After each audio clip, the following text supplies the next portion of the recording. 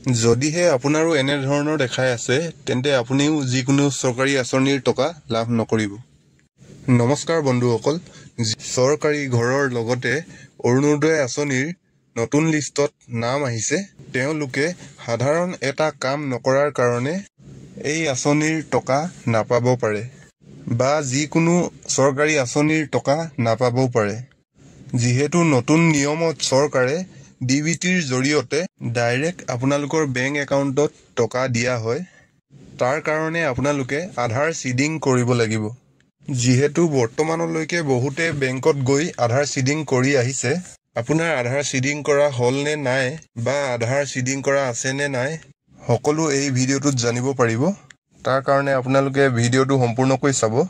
আধাৰ seeding কৰা আছে নে নাই আপোনালোকে চেক কৰিবৰ কাৰণে মোবাইলৰ যিকোনো এটা ব্ৰাউজাৰ অপেন কৰিব আৰু সাৰ্চ বাৰত মাই আধাৰ টাইপ কৰি সাৰ্চ কৰি দিব। সাৰ্চ কৰাৰ পাছত প্ৰথম লিংকটো মাই আধাৰ লগইন এই লিংকটোত ক্লিক কৰিব। নেক্সট আপোনালোকৰ এনেকুৱা ধৰণৰ পেজ এখন অপেন হ'ব। ইয়াত আপোনালোকে ৰাইট সাইডে লগইন অপশ্যনটোত ক্লিক কৰিব। ইয়াত আপোনালোকে নিজৰ আধাৰ নাম্বাৰটো বহুৱাব আৰু তলত শুদ্ধকৈ কেপচাটো বহুৱাই লগইন উইথ OTP অপশ্যনত ক্লিক কৰিব। নেক্সট আপোনালোকৰ আধাৰ কাৰ্ডৰ লগত লিংক থকা মোবাইল নাম্বাৰটোত এটা OTP যাব। সেই OTPটো ইয়াত সম্পূৰ্ণকৈ ফিল আপ কৰিব আৰু লগইন অপশ্যনত ক্লিক কৰিব। লগইন কৰাৰ পাছত আপোনালোকৰ এনেকুৱা ধৰণৰ পেজ এখন অপেন হ'ব। ইয়াত আপোনালোকে তলত দেখিব পাৰিছে বেংক চিডিং ষ্টেটাছ, ইয়াত ক্লিক কৰিব। ক্লিক কৰাৰ লগে লগে আপোনালোকৰ আধাৰ নাম্বাৰৰ লগত বেংক একাউণ্ট চিডিং কৰা আছে নে নাই সম্পূৰ্ণ চাব পাৰিব। যিসকলৰ আধাৰ চিডিং কৰা আছে তেওঁলোকৰ এক্টিভ দেখাব আৰু লগতে তলত তেওঁলোকৰ বেংকৰ নামটো দেখাব।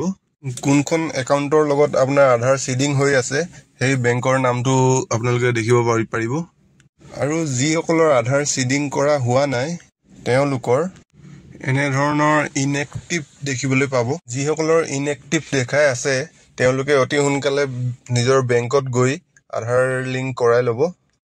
নহ'লে কিন্তু আপোনালোকে যিকোনো চৰকাৰী আঁচনিৰ লিষ্টত নাম অহাৰ পাছতো টকা লাভ নকৰিব পাৰে।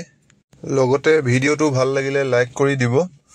যদিহে চেনেলটোলৈ নতুনকৈ আহিছে তেন্তে ছাবস্ক্ৰাইব কৰি ল'ব, যাতে চৰকাৰী আঁচনিৰ লগত ৰিলেটেড সকলো ধৰণৰ ইনফৰমেশ্যন আপোনালোকে এই চেনেলটোৰ জৰিয়তে